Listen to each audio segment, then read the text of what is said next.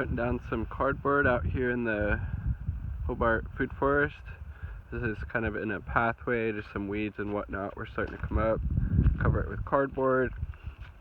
And this is around a mulberry that's starting to really find its groove. It took a really long time to get established, but I think it's going to make at least a little bit of fruit this year. I might just cut it back because it's getting pretty tall, probably a good 14 feet maybe.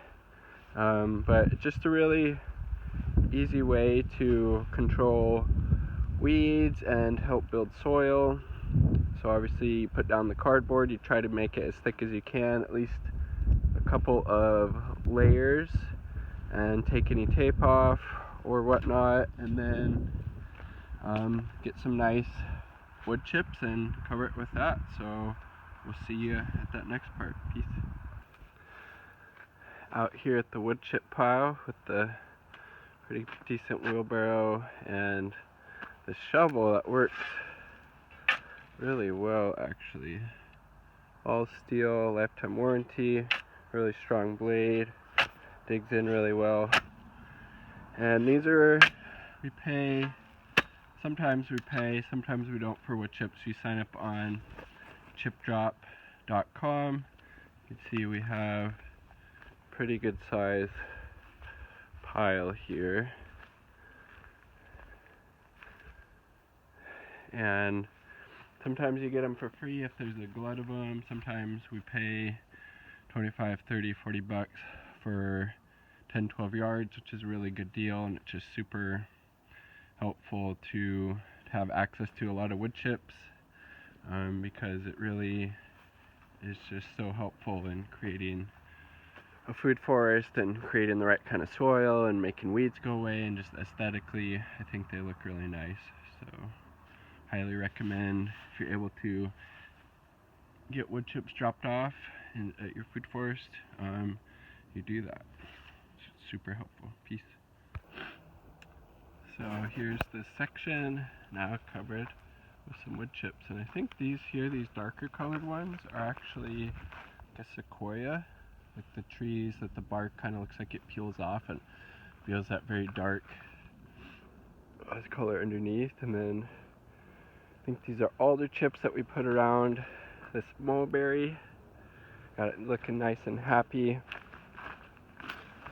And these ones were so old, these wood chips had a bunch of mycelium growing on them, which is really beneficial. You see just all this white connective tissue. Pretty interesting, but very thankful to be able to spend some time out here today. So I did this, put the cardboard down, or they call it sheet mulch, and then the wood chips, and then picked 2 more Ziploc bags, gallon Ziploc bags of kale, cleaned this out, cut away all the loose, or cut away all the kind of janky kale leaves that have the holes in them and have been attacked by slugs and other pests, and throw them in the bushes to build up that area. So I did that over here on this little bed. Clean that up, and hopefully we'll be back out here later in the week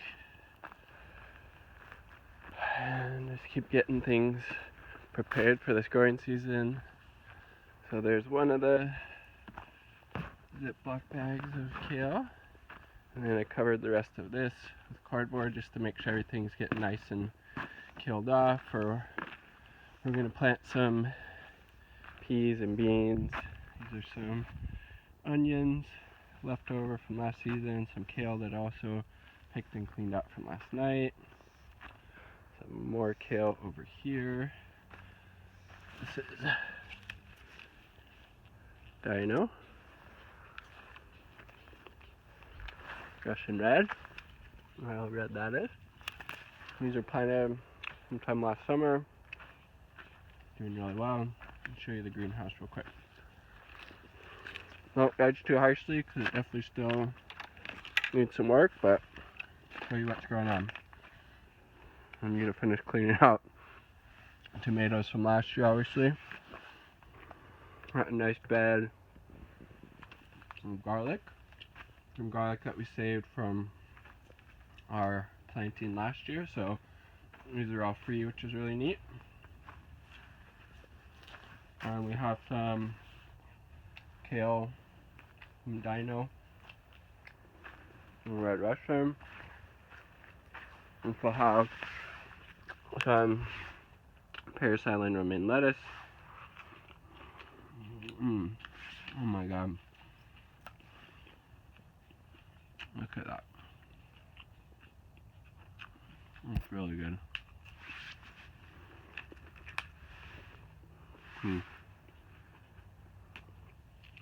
So, if you need some kale and are in the greater South King County area, let me know. I have a lot.